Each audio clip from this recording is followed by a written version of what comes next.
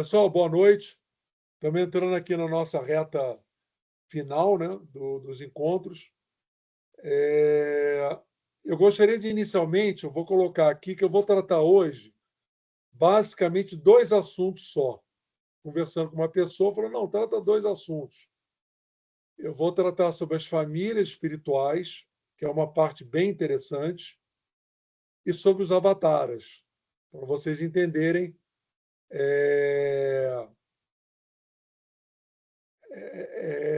as graduações de avatares que existem. Eu pergunto aqui, alguém tem alguma dúvida, alguma coisa anterior que foi tratado, que ficou confuso, ou que gostaria de trazer agora para a gente conversar, antes de passar para esses dois assuntos? Eu estou mostrando aqui o quarto logos solar, seus sistemas planetários, nós já falamos sobre isso, não vou entrar de novo nisso, mas eu não quer dizer que seja esse assunto. Qualquer assunto anterior, de uma maneira rápida, se alguém quiser falar alguma coisa, tem alguém? Uma dúvida?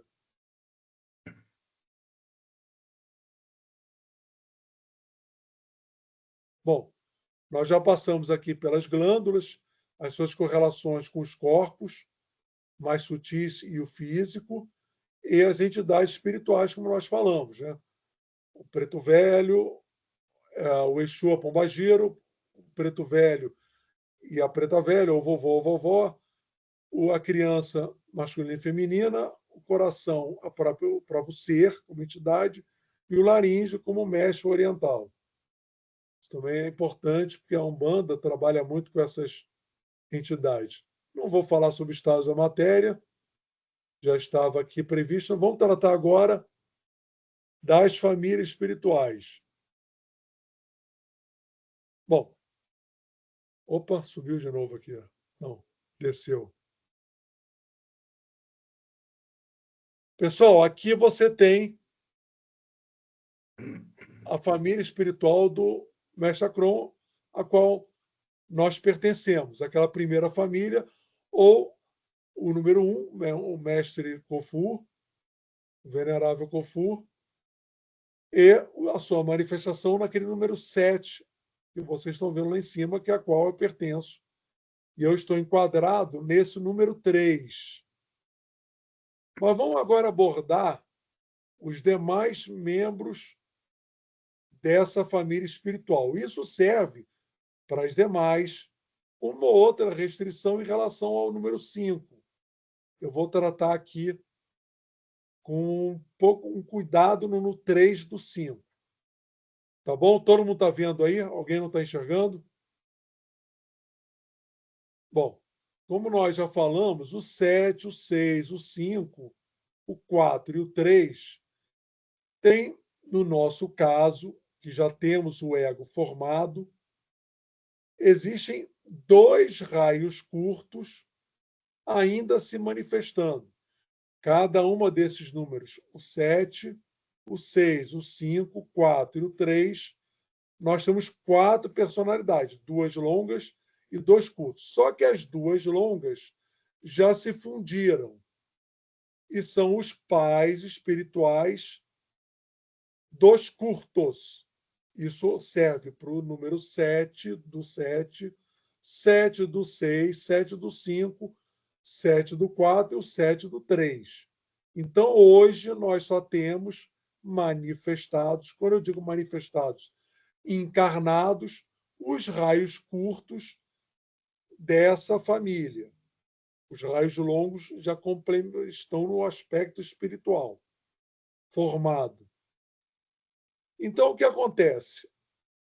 Nesse caso, todos os chakras dessas famílias, a 7, a 6 e a 5, porque já é uma mônada, já tem a mônada completada, eles já estão despertos.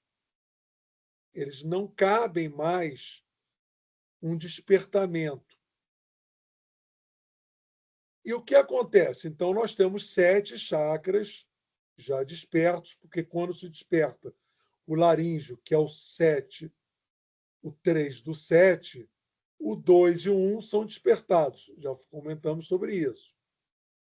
Então, ele já tem todos os 7 chakras despertados. Só que cada grupo de 2 raios curtos aqui tem um chakra predominante. Essa é uma informação importante.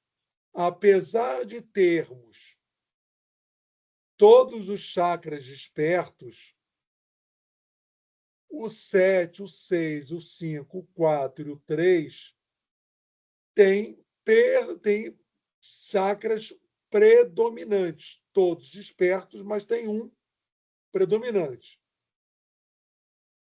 Até aí ficou claro? Ou ficou difícil entender? Podem falar, porque isso aí é um assunto novo que está sendo colocado. Vocês provavelmente nunca ouviram isso, como eu também não tinha escutado. Então, por exemplo, o 7 do 7, ele tem os 2 raios curtos, tem os 7 chakras despertados, só com a predominância do chakra raiz. O 6 do 7 tem os 7 chakras despertados, mas com a predominância do chakra esplênico. O 5 do 7 tem os 7 chakras despertados com a predominância do umbilical. O 4 do 7 tem os 7 chakras despertos com a predominância do cardíaco. E o 7 do 3, o 3 do 7, digo, tem os 7 chakras despertos com a predominância do laríngeo. Até aí, ficou claro? Bom, agora tem, por exemplo, a explicação do que representa essa predominância. O 7 do 7 representa o físico, o 6 do 7 o astral, o 5 do 7 o mental, o 4 do 7 o cardíaco e o 3 do 7 o laríngeo ou o plano búdico do médium. Então, agora vem a complementação dessa explicação. Cabe ao médium da família, ou 3 do 7, ser o identificado com o pai espiritual, ou, no meu caso aqui, ao mestre Kofu. Ou seja, eu sou o identificado, o representante do próprio mestre Kofu encarnado. Os demais membros da família, eles são enquadrados com o aspecto egóico Kofu. E o identificado é o médium da família. Ficou claro? Alguém gostaria de fazer alguma intervenção? Eu não entendi o identificado. O identificado é a mesma coisa que o representante do mestre encarnado? Exato. Você é o porta-voz dele. Claro que ele é uma síntese de todos os membros da família. Mas se ele tiver, por alguma razão, se identificar, incorporar, ele vai incorporar no médium da família. Ficou claro isso? Sim. Eu vou dar alguns exemplos que vocês vão entender. Então, por exemplo, dentro de uma família espiritual, o médium da família, o 3 do 7, ele pode manifestar quando necessário e for de um interesse do pai e mãe espiritual, no nosso caso, o mestre Khufu, todas as encarnações de qualquer um dos membros da família. Ou seja, no meu caso aqui, eu poderia incorporar uma encarnação do 7 do 7. E esse 7 do 7 atual, a encarnação dele atual, conversar por intermédio nosso com a vivência dele na época de 2, 5 mil anos atrás, por exemplo. E isso já ocorreu. Entenderam essa dinâmica aqui ou não?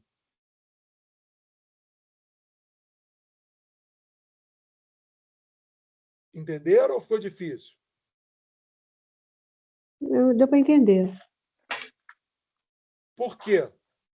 Os enquadrados, eles podem manifestar todas as suas encarnações, obviamente. Todas as suas entidades, obviamente. Mas, por exemplo, ao 3, por ser o identificado com pai e mãe espiritual, ele pode manifestar encarnações próprias dele e dos demais membros da família. E se o pai espiritual, por alguma razão, quiser incorporar para passar alguma mensagem ou alguma energia, alguma coisa, ele irá fazê-lo através do médium da família.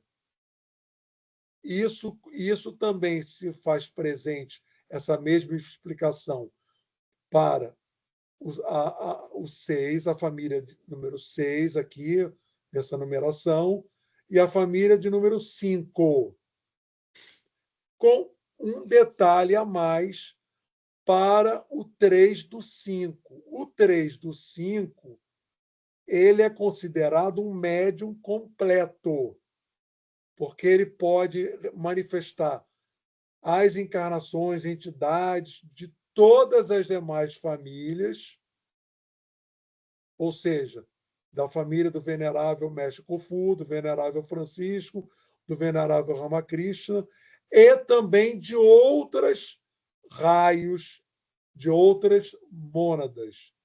Portanto, o 3 do 5 é o porta-voz do raio monádico, da síntese das 3 famílias.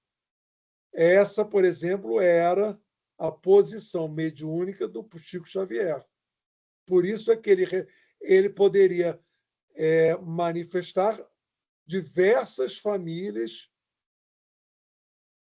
por intermédio da mediunidade dele. Ficou claro agora a explicação? Por que o 3 do 5 ele é o porta-voz do próprio ego? Nós somos aqui o 7, o 6, o 3 do 7, o 3 do 6, somos porta-vozes do aspecto egóico. O que eu chamo de aspecto egóico? São as sínteses da família. Aspecto egóico é o mestre Khufu, o mestre Francisco de Assis e o mestre Ramakrishna. O que é o ego? É a síntese dessas 3 famílias. Por isso que quem for ler o livro, ele faz a diferença entre o aspecto e o ego. Muitas vezes a pessoa confunde e não entende bem isso aí.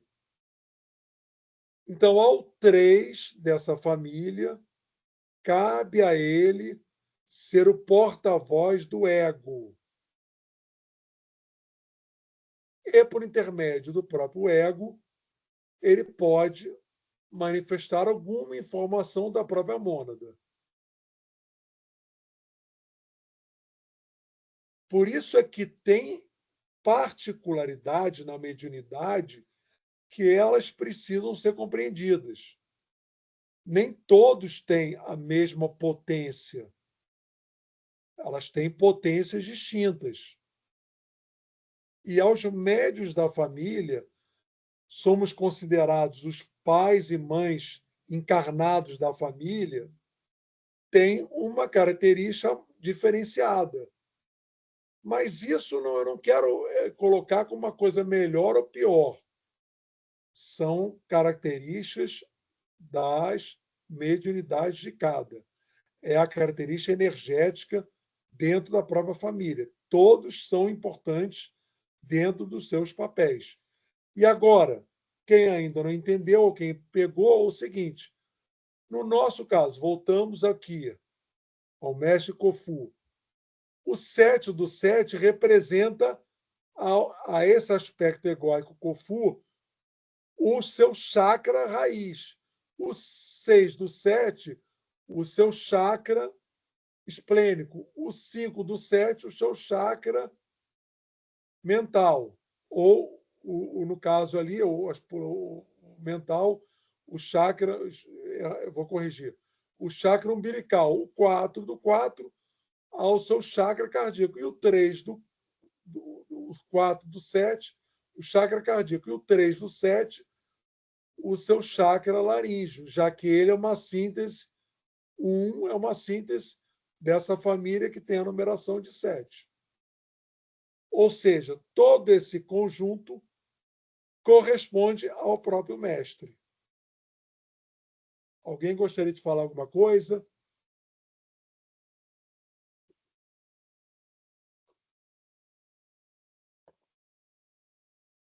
Isso não é explicado. Mas agora a gente está tendo a oportunidade que o mestre Acron trouxe essa informação de a pessoa ter um entendimento mais completo sobre o aspecto da mediunidade.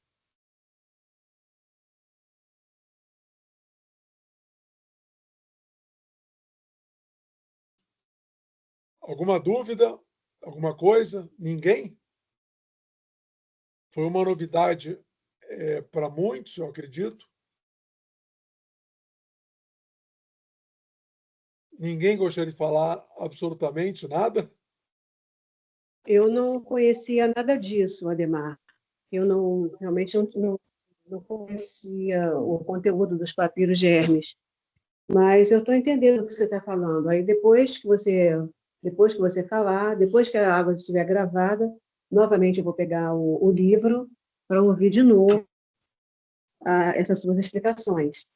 Aí, no momento, eu não tenho nenhuma dúvida, mas se surgir futuramente, eu falo com você. Mas está dando para entender, né?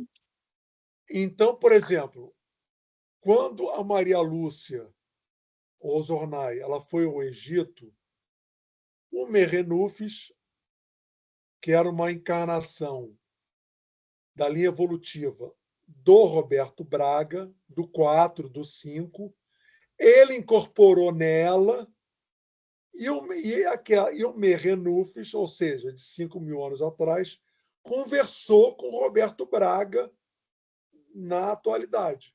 Olha que interessante. Você conversando com uma vivência sua anterior. Isso só é possível porque o médium da família incorporou. Porque se aquela vivência incorporar em você mesmo, você não vai conseguir conversar, porque você estará incorporado. Um outro detalhe, que esses aspectos egóicos, o dileto Kofu, o dileto Francisco de Assis e o dileto Ramakrishna, eles são duais. Nós já mostramos na outra aula que todos eles têm o aspecto pai e mãe. Pai e mãe.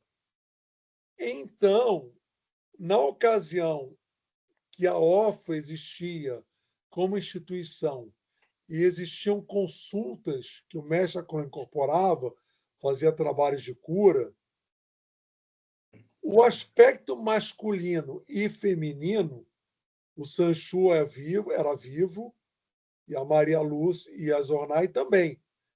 Eles, no próprio centro, em salas diferentes, eles incorporavam simultaneamente e faziam tratamentos distintos, e a desincorporação também era exatamente no mesmo momento, mostrando que os aspectos são duais, feminino e masculino. yin e yang. Isso era feito para mostrar a dualidade da manifestação, que não é só uma manifestação masculina ou feminina, ela é dual.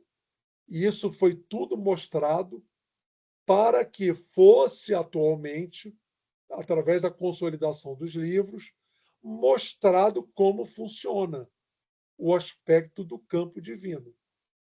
Incorporavam no mesmo instante e desincorporavam no mesmo instante.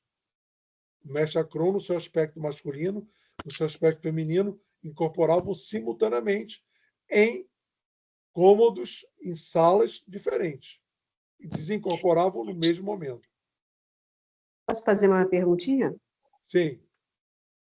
No caso dele incorporar, essa incorporação, cada uma delas era feminino e a outra masculina, ou as duas ao mesmo tempo, feminino e masculino? Ao mesmo tempo, não. Uma era feminino, outra era masculino. Ah, tá. Ok, é isso que eu Esse queria saber. sobrava em dois. Aham, Os dois entendi. aspectos. Os dois aspectos incorporavam. O aspecto Aham, aqui, Ramakrishna não tem Sarada Devi, Francisco de Assis não tem Santa Clara, Kofu. Essas energias são duais, elas são sintéticas, o seu aspecto masculino e feminino. E elas incorporavam e desincorporavam simultaneamente, para mostrar que é uma mesma coisa. tá certo. Na verdade, foi um processo também educativo, instrutivo. Tá, tá ok. Tá? Bom, visto isso aqui, vamos avançar um pouquinho, a gravação fica presente. Então, nós já falamos aqui, eu não vou ler isso aqui que é grande, o que é uma família de sangue? Família de sangue é aquela que nós nascemos. O que é uma família espiritual? É aquela que nós, no nosso caso, acabamos de mostrar. São aqueles vínculos que são indissolúveis, que já vêm da própria origem. E nós não podemos nos desconectar delas. Somos indelevelmente conectados a elas. As famílias de sangue normalmente estão ligadas a vínculos kármicos. A espiritual, não. É a sua essência. O que pode acontecer é que dentro da sua família sanguínea podem ter membros da sua família espiritual. Isso pode ocorrer também. Tá certo? Alguma pergunta, alguma dúvida sobre isso aí?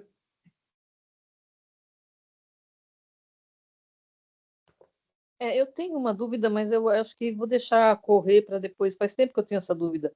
Essa questão da personalidade, né? Que cada personalidade são 12 personalidades, né? São quatro, Isso. quatro, quatro. São 12 personalidades, mas aí a personalidade ela é formada por quatro coisas ali, quatro almas, que não sei se são quatro almas, se são quatro quê, e aí cada uma dessas vem e vai várias vezes, então são vários indivíduos, ou são sempre os mesmos que vêm e voltam, vão e voltam. Enfim, Não, deixa acontecer, daí a gente vê, não, porque isso é importante. Isso é não sei uma nem dúvida. perguntar direito, assim, tanta confusão que Não, eu eu não já sei entendi. perguntar. Eu já entendi. O ser humano hoje, da Terra, está iniciando sua caminhada, vou voltar ali na família. Por isso que eu falei que eu só ia falar de família. Esse 7 do 7, o 7 do 6, o 7 do. Vou falar ao contrário. O 7 do 7, o 6 do 7, o 5 do 7, o 4 do 7, o 3 do 7, eles são quatro. Quatro personalidades, pessoas vivas que estão caminhando pela superfície da Terra, ou desencarnado, encarnação, quatro, sendo dois longos e dois curtos. Quando se atinge um determinado número de encarnações, de experiências, esses dois longos se fundem e eles não voltam mais. A presença passa a ser apenas dos dois curtos. Então, no nosso caso, que os longos já estão fundidos, você só tem o 7 do 7 são 2 curtos, o 6 do 7 são 2 curtos, o 5 do 7 são 2 curtos, o 4 do 7 são 2 curtos, o 3 do 7 são 2 curtos. Por quê? Porque os dois longos de cada uma dessas expressões já estão fundidos. E esses longos é que formam o aspecto Kofu. Ficou claro agora? Eles Ficou. sintetizam nessa consciência que foi nominada como aspecto egóico. São os longos que formam. E os curtos, quando já é formado, fazem o trabalho de resgatar o que falta para que o aspecto complete a sua vivência. Ficou mais claro agora?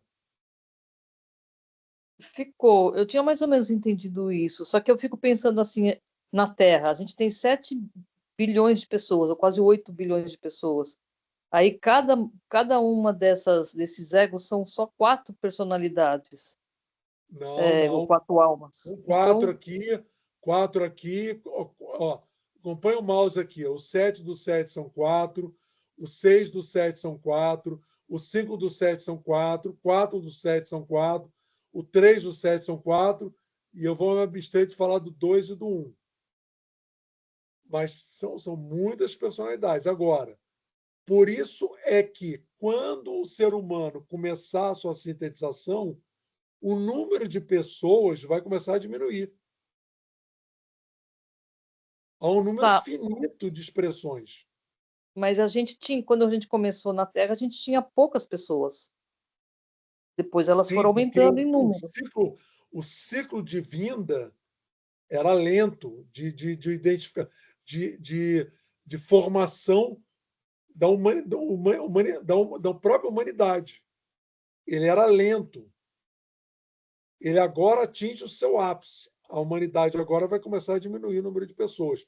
Agora, Tá. como se deu no início esse processo reencarnacional, por que foi vindo em levas menores, menores, menores, menores?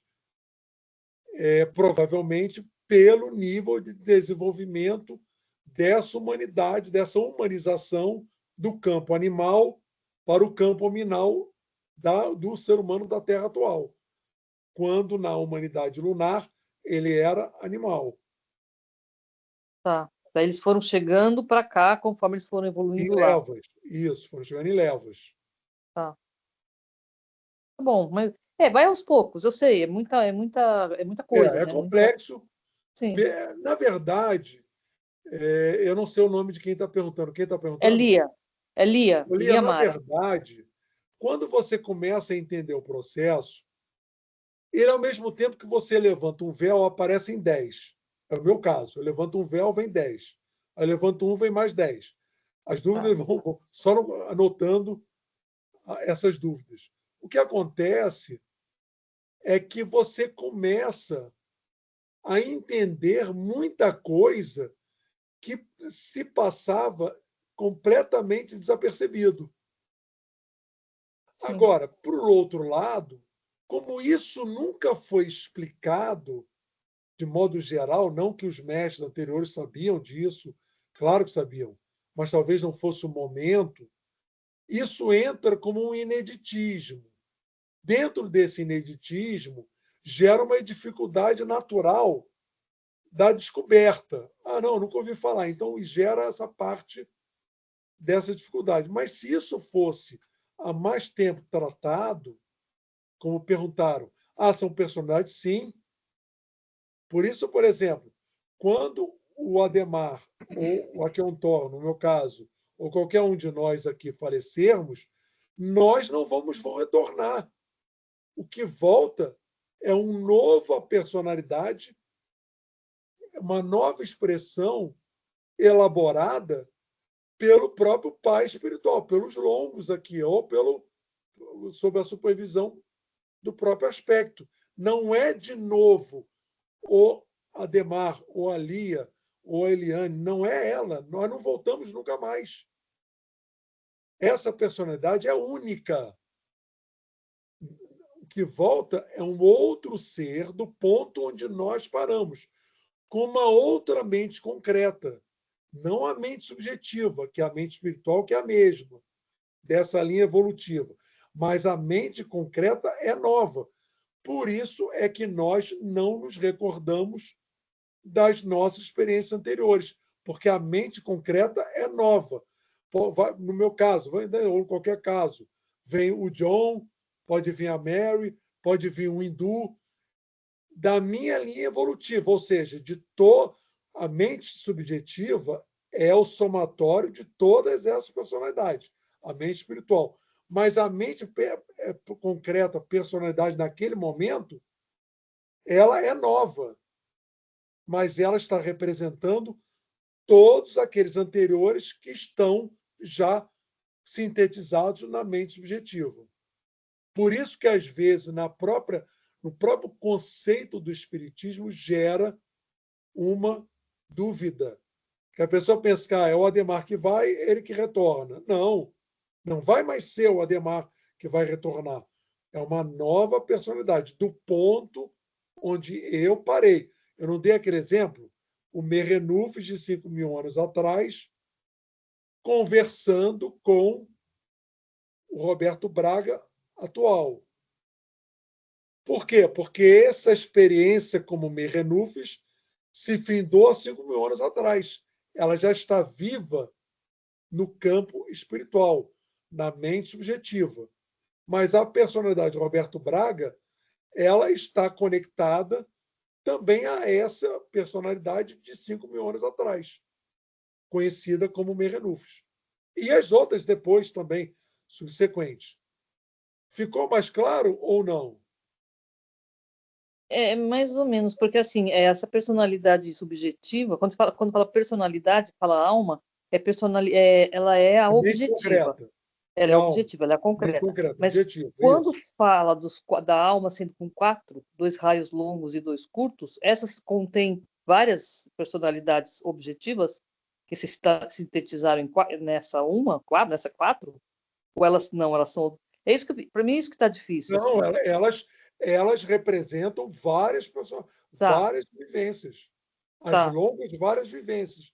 E É as porque aparece curtas o mesmo também. nome, né? Sempre aparece personalidade, é o mesmo nome em todos os lugares, personalidade, aí confunde um pouco, assim.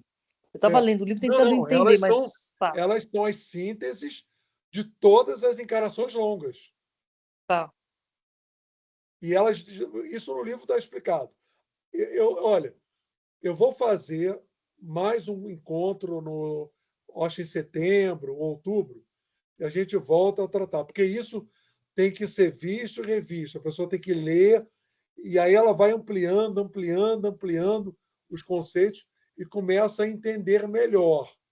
Por isso que muitas vezes a Bíblia, em algumas passagens, fala assim: você vive uma única vez.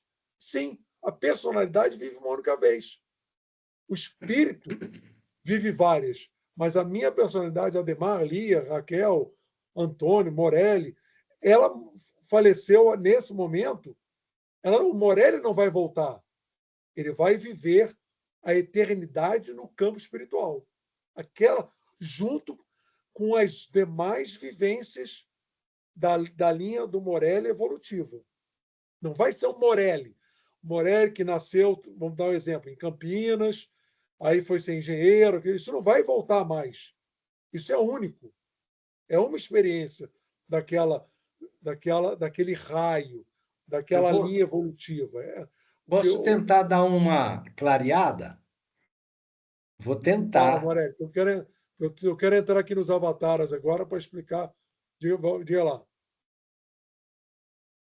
Ah, Fala lá, Morelli.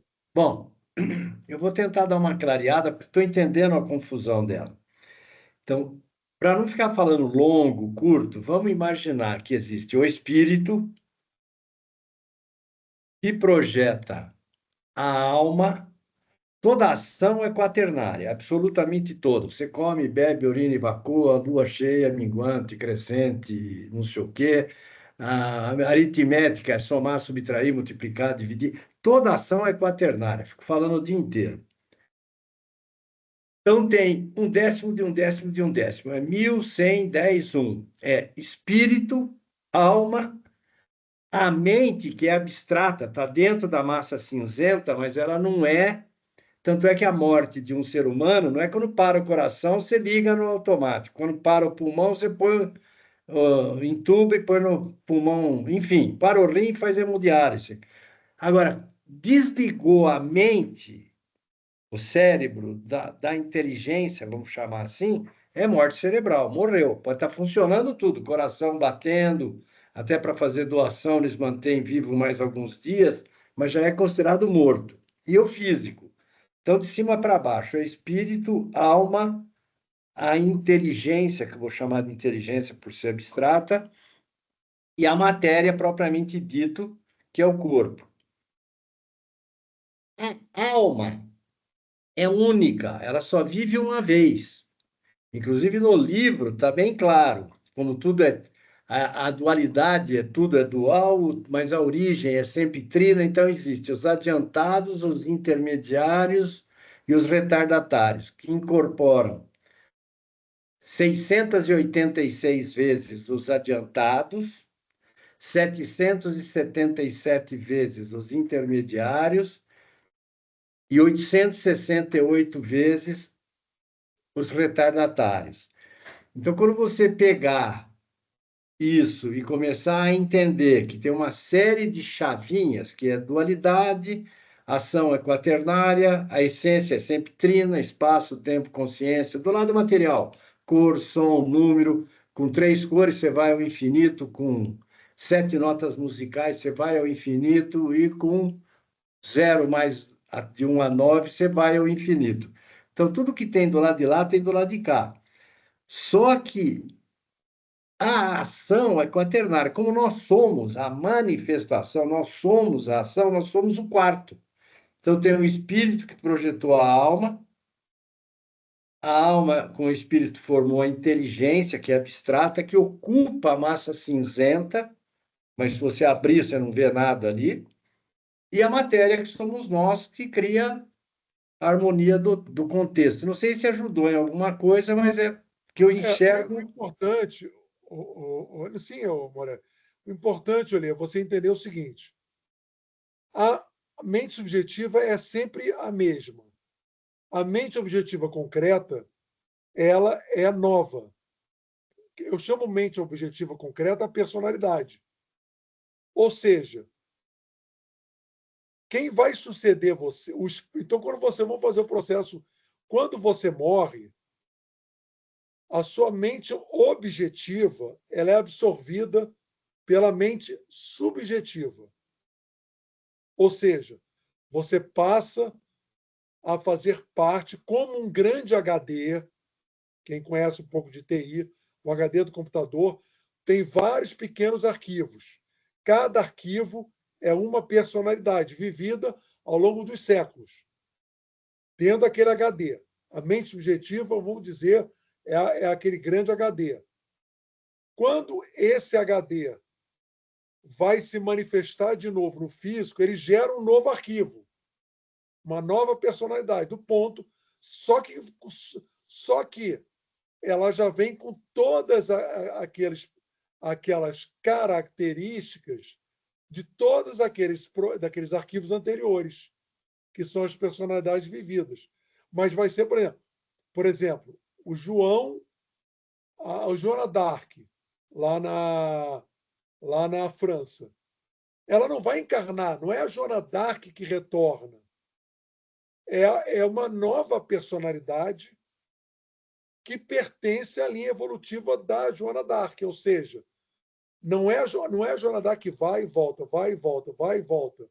Não é o egípcio X Merenufos que vai e volta, senão ele estaria encarnado. Na verdade, ele já faleceu.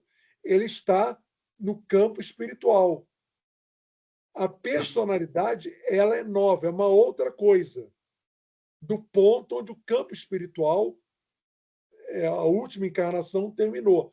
Cada encarnação é uma nova personalidade.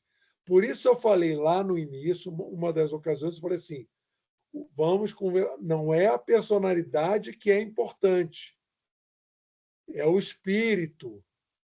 O espírito é que é o verdadeiro ser. Nós somos hologramas do espírito. E como hologramas, ele desdobra vários hologramas. É que a gente tem uma tendência a achar que nós somos o ápice. Nós somos o máximo ali daquela expressão. Não. Nós somos uma expressão. O verdadeiro ser é o espírito. E o espírito, como é ligado a uma mônada, no frigir dos ovos, o único ser real, a única ovelha que não será perdida é a própria mônada, que tem dentro dela várias e várias e várias personalidades que a formaram. E isso é a sabedoria oculta. Então, Por deixa isso eu que dar. existe. Você falando uma coisa, eu lembrei de outra que é pública. Se você pesquisar no Google hoje, daqui a pouco, na hora que acabar a reunião, você vai constatar. A explicação não é o interessante. Vamos supor, a Igreja Católica, que é a religião universal, primeira religião universal, espírita reencarnacionista, era a Igreja Católica. No ano de 553, no Concílio de Constantinopla, foi substituída a palavra reencarnação por ressurreição, porque eles aprenderam no Egito, eles aprenderam que a vida era única e que a energia que produz a matéria, a alma, que produz os quatro que eu falei, é a mesma. Por isso que ele fala ressurreição, aí houve um exagero na expressão da carne, Sim, porque isso. a energia é a mesma.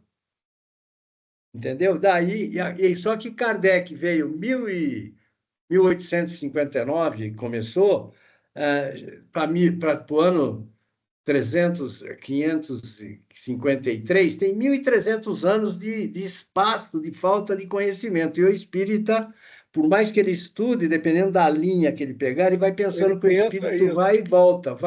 E Ele não é pensa isso. que é a mesma personalidade, que Exato. vai e E não volta. é. Isso é Não, público. Isso aí, se entrar no no Google e desdobramento do perguntar. espírito. Isso. Não, só isso. Só para. Não, beleza. É importante. O que você falou é importantíssimo. Isso gerou uma confusão. As pessoas pensam, algumas, que é assim, o Adhemar que volta. Não, eu não vou voltar. Do ponto onde eu parei, uma outra personalidade, que pode ser o John, a Mary, a Maria, o Antônio, sei lá, qualquer um desses, vai iniciar do ponto onde eu parei. Eu vou esperar que ele faça o papel da programação que lhe cabe, que o nosso pai espiritual que o programou para ele cumprir o que ele vai fazer naquele momento.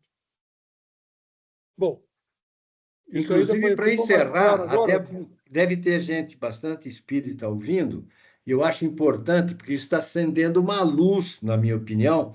A luz não explica se eu levar o notebook, o celular, numa tribo indígena completamente ignorante, ele não vai saber o que fazer com o celular, com o notebook, ou enfim. Mas ele só vê. Mas eu Sim, acredito que já se vai eu dar para. tivesse encarnado, como o É, Moreira está explicando bem aí, essa parte o, da impor, igreja. o importante é a pessoa tomar consciência que ela é uma das centenas de vidas que um espírito tem. E o O espírito espírito é que é o ser. passou.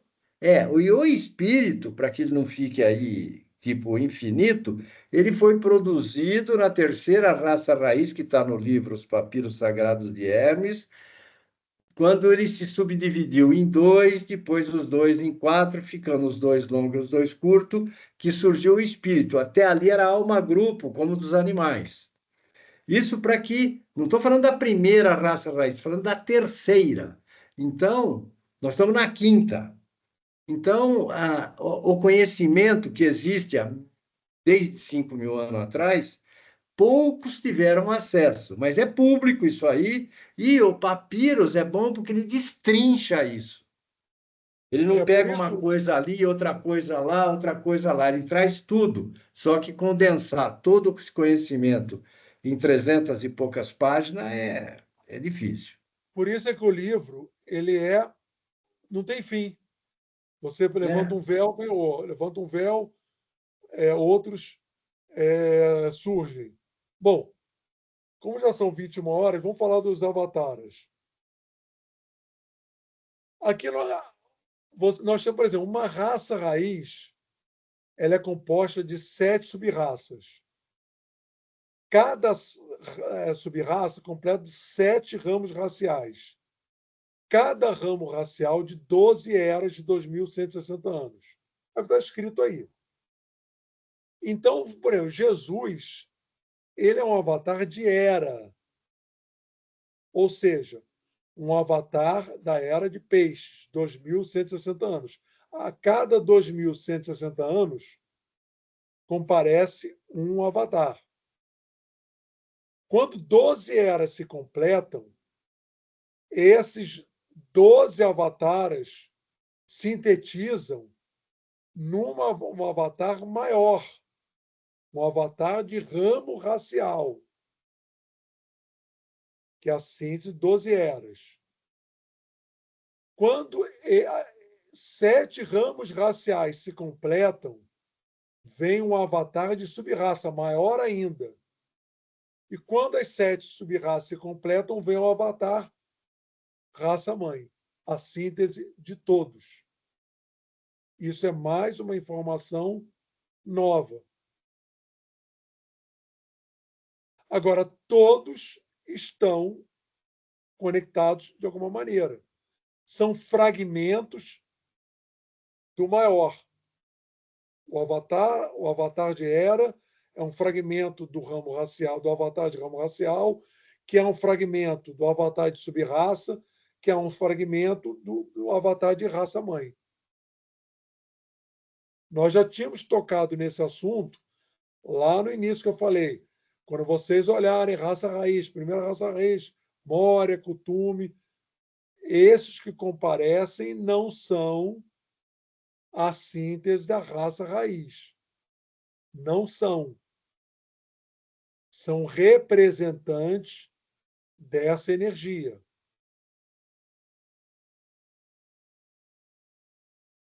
Por isso que Jesus, apesar de toda a potência dele, ele era um avatar de Hera e não o Senhor pleno e absoluto, como fazem crer.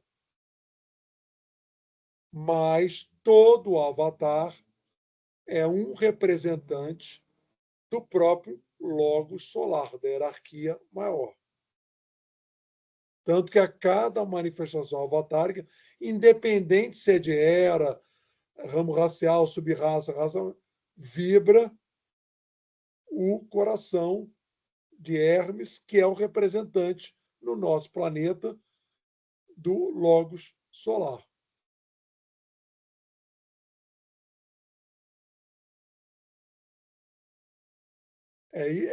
Bom, basicamente é sobre isso que eu gostaria de tratar na data de hoje.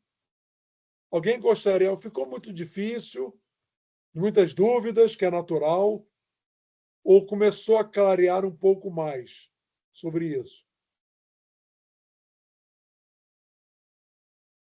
O importante é as pessoas entenderem que tudo vai sintetizando. Como é que um universo que desdobra várias manifestações, como é que você retorna ao à unidade?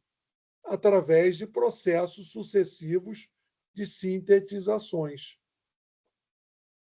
Por isso, você desdobra personalidades, depois as personalidades formam um aspecto egóico, depois esses aspectos egóicos se completam, completam o ego, os egos completam a mônada completa outros, ela também tem o seu sistema, vai se sintetizando, sintetizando, sintetizando, sintetizando, ou seja, a experiência vai sintetizando.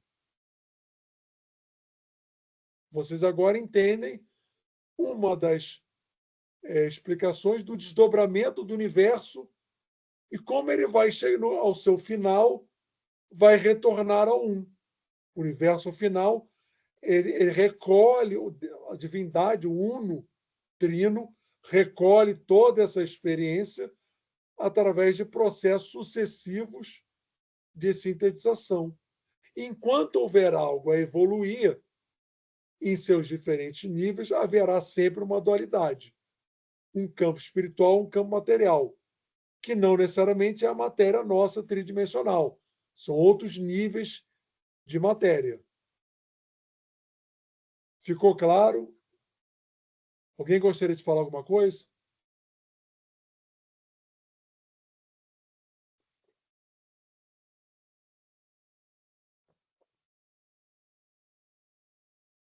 Bom, vamos ver agora sobre Jesus.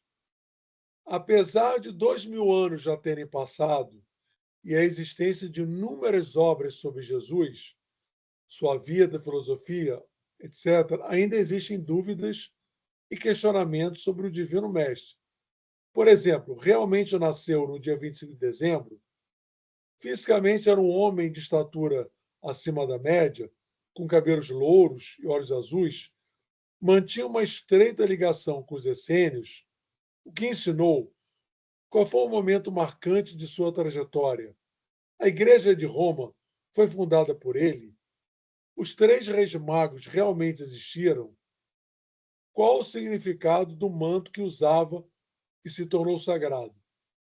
Graças a um participante muito ligado aos episódios, acontecimentos daquela ocasião, foi possível termos as respostas para essas indagações. Essa personalidade foi José de Arimateia, que foi o mestre Acron, naquele momento, em uma vida subsequente, na época de Jesus, do venerável Acron, nosso mentor espiritual. Eis o que ouvimos dele. O divino mestre Jesus Nazarenos não nasceu em um dia de inverno, mas sim no verão. Era um homem de estatura mediana, baixa, tinha cabelos negros e olhos escuros. Realmente os essênios o prepararam para a sua missão avatárica. E seu pai, José, era um importante membro daquela misteriosa fraternidade. Jesus deu o conhecimento do oculto em forma compreensível para aqueles que não compreendiam. Foi a última santa ceia, na qual fez a partilha, deu de comer, deu de beber e transplantou para aquele alimento o todo que era seu, dividindo-se, deu mais amor. Ele não fundou nenhuma igreja, mas as atividades de seus discípulos, após a sua morte, deram origem mais tarde à Igreja de Roma. Os três reis magos não existiram. São um simbolismo do oculto. O que representavam os três reis magos? Isso eu vou colocar agora. Representavam aquelas três humanidades, Shambhala, Agartha e Duat. O manto do Divino Mestre, tornado sagrado, foi arrojado aos pés da cruz e disputado em dados. Ele simbolizava a humildade do Senhor, uma das virtudes mais pregadas e exigidas por Jesus.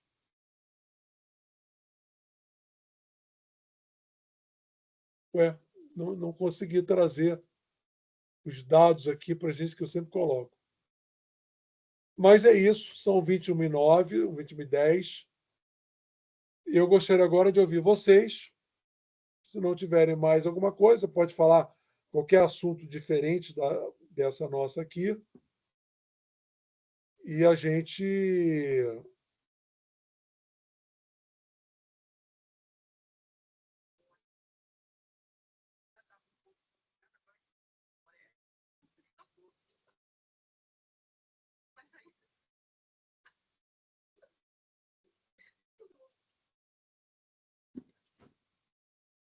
Alguém gostaria de fazer algum... Olha, nós vamos mudar, eu vou dividir essa tarefa na próxima encontro, no próximo grupo de encontros, vamos mudar a sistemática, botar outra pessoa, explicar outras coisas, dentro dessa ideia, aperfeiçoar. Mas o assunto ele gera realmente um impacto do conhecimento, porque ele não é tratado. Nenhuma escola, pelo menos a qual nós temos mais acesso, tratou desses assuntos. Por isso é que gera esse espanto, que as pessoas ficam sem entender muito bem. Mas conforme a pessoa vai avançando, ela vai entendendo, vai aprimorando, vai levantando os véus, começa a fazer as conexões, fazer os links. Por isso, agora eu gostaria de ouvir qualquer coisa da parte de vocês. Eu falei de famílias e dos avatares. Sem entender o conceito de sintetização, as pessoas não vão conseguir avançar no estudo da sabedoria. Essa é a... Alguém quer falar, está com a mão erguida. Eu não Eu não estou estou conseguindo. vendo. Quem pode falar? Sou eu, a Laura. Boa noite a todos. Sim, Laura. Uma dúvida. Quando você falou que o terceiro do quinto ele pode incorporar a todos da sua grade familiar, da sua árvore familiar, é porque ele seria a síntese das 5 raças da quarta, é isso? Não tem Não, nada não a ver. tem nada a ver com raça. Ah, Isso, não. nós estamos falando da família espiritual. Isso aqui é porque é uma característica desse 3 do 5, mediúnica, ele representante de todas as 3 famílias, do próprio ego, uma característica. Por isso é que ele tem essa potência, essa qualidade, digamos assim, de representar todas as vivências, todas as experiências de todas as 3 famílias. E também de outras famílias que não pertencem a esse raio. Por Uhum. isso que o Chico Xavier tinha uma característica de receber mensagens de diversas famílias, de outras famílias, outras entidades, porque ele representava um 3 de um 5 na família dele, no raio dele, na Ele, mônada dele. entendi. Outra pergunta. Então, o subjetivo é a síntese, é a somatória de todas as personalidades, as personalidades objetivas que encarnaram, é isso, em resumo? É isso, Ah, exato. O tá certo. subjetivo é a síntese de todas as personalidades encarnadas. Exatamente Então, isso. então o objetivo encarna novamente, ele esquece, porque ele é novo naquela encarnação. Mas todas as experiências que os outros anteriores passaram, eles estão guardados no subjetivo. Exato, perfeito. Exatamente isso. Conforme, Maravilha. conforme ele vai, o próprio espírito vai evoluindo, mesmo essa mente sendo nova, ela começa a receber de uma maneira mais estreita toda aquela sabedoria contida na mente subjetiva, que chega um ponto em que a personalidade encarnada, como o mestre Jesus dizia, eu e o Pai, eu e o subjetivo, ele era uma personalidade, sim, mas ele dizia, eu e o Pai, ou seja, eu e o subjetivo somos um só, porque ele já tem todo o canal aberto. Aí a personalidade já tem acesso a tudo. Passa a Certo, é ser a um canal soma. aberto, porque ele já estava num grau evolutivo que permite a ele. Ele era uma síntese, ele já tinha essa condição. Mesmo esses mestres sínteses, dentro desse programa, sofrem as dificuldades naturais do programa. Também nascem sem lembrar, vão aos poucos. Por isso que nós temos aqui, na vida de Francisco, como ele já é um aspecto egóico, chegou um momento, ele com os 18 anos, ele falou assim, a vida que eu vivo não me baixa mais. Claro, porque ele já tem uma condição, aquela personalidade, de trazer todo aquele conhecimento arquivado na mente subjetiva, e ele começa a ver que não tem sentido mais ele viver uma vida, uma personalidade desconectada de toda aquela sabedoria espiritual. Aí ele fala que o que ele quer dizer? Que aqueles interesses naturais da personalidade passam a não ter a importância pelo aspecto que ele já atingiu de evolução, ele começa a ambição, vaidades, desejos, ele começa já a botar aquilo em segundo plano e começa a trazer a experiência que está arquivada na sua mente subjetiva, ou seja, aquela mente sintética subjetiva dele. Por Ele isso se une, que eles dizem isso. Mudam. aí ele se une ao eu superior, no caso, seria isso? E é um canal aberto? Ele já está, nós todos estamos unificados. O que não Certo. acontece é nós não termos acesso, porque ainda temos o que caminhar. Conforme nós formos evoluindo, esse acesso vai se ampliando. E como é que você amplia o acesso à sua mente subjetiva? Através da meditação, da introspecção. Tudo está dentro de nós. Uhum. Você vai ampliando essa conexão. Por isso que o estudo da sabedoria é importante. Porque você tem que fazer isso para você caminhar. Vai te abrindo Acessar canais, né? o seu Vai te abrindo aspecto canais. acástico. O seu Uhum. aspecto acástico. O seu plano búdico. Tá certo. Olha, eu gostei do que você falou, que eu vi que você já começou a entender essa dinâmica. Uhum. Alguém gostaria de falar mais alguma coisa? Obrigada.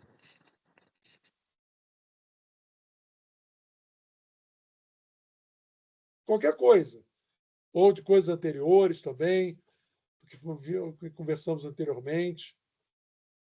Tudo acaba, quando você vai estudando a sabedoria, cada vez mais a leitura começa a fazer sentido. Começa a ter uma lógica. É aquilo que eu falei no nosso primeiro encontro. A sabedoria que o Mestre Chacon trouxe foi no sentido de criar uma lógica, um link. Por isso que uma das frases que ele passa, somente com a sabedoria nós conseguiremos nos levantar e caminhar. Senão seremos presos eternos do misticismo, da mística, sem entender a ciência oculta por trás daquilo. Por isso é que quando você lê num livro do mestre Yogananda, que ele fala em relação ao Yogyakarta, que o Yogyakarta se refere ao Yogananda, nós estaremos unidos por toda a eternidade. Por quê? Porque ele é uma parte daquele mestre. Não é por uma questão de um amor, o amor uniu, não é isso, é uma ligação energética, indissolúvel. Por isso que o Divino Mestre Jesus, quando Paulo, no seu caminhar para Damasco, ele falou: aqueles que são meus estarão comigo por toda a eternidade. Porque Paulo era um fractal, uma fração daquela síntese conhecida como Jesus. Não é subjetiva a ligação, é uma ligação mesmo energética. É uma parte. começou a clarear um pouquinho mais esse aspecto do que é uma família espiritual, que é tratada assim dentro do espiritismo. Que a família é de lá, não a família de cá, mas morre aí a explicação. Agora vocês estão entendendo essa vinculação e o processo de síntese. Como isso acontece também com os avataras. Tem a avatara de Hera, 12 eras de um ramo racial, 7 ramos raciais, uma sub-raça, 7 sub-raças, uma raça-mãe. 7 raças-mães finaliza essa 4ª ronda terrestre. E aí vamos para a 5ª ronda terrestre.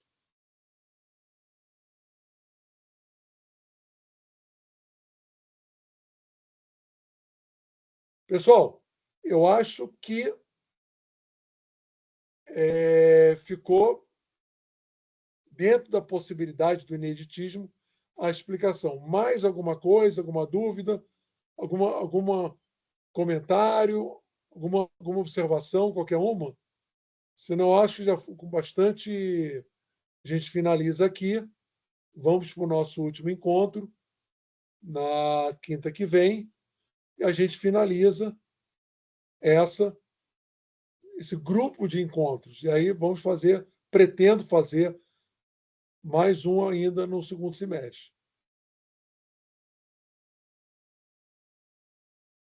Vocês veem que a sabedoria ela tem uma complexidade. Ela não é extremamente difícil. É porque ela nunca foi falada. Essa que é a dificuldade maior.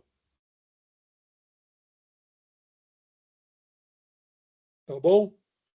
Pessoal, eu agradeço.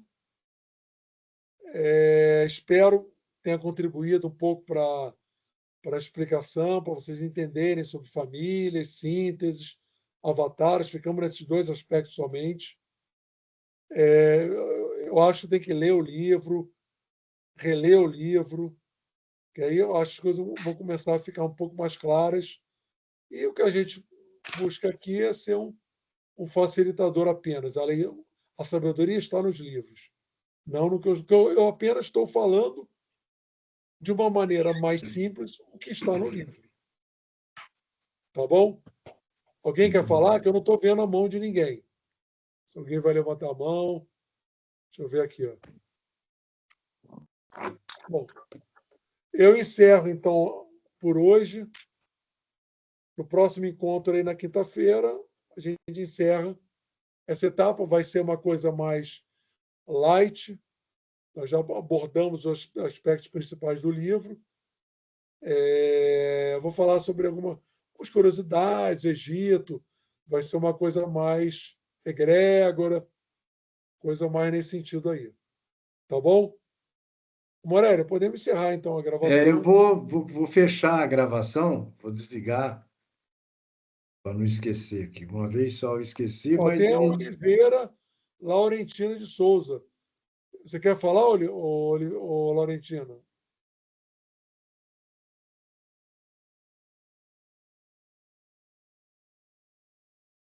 Está com a mão levantada. Desculpe, eu mantive a mão. Estou tentando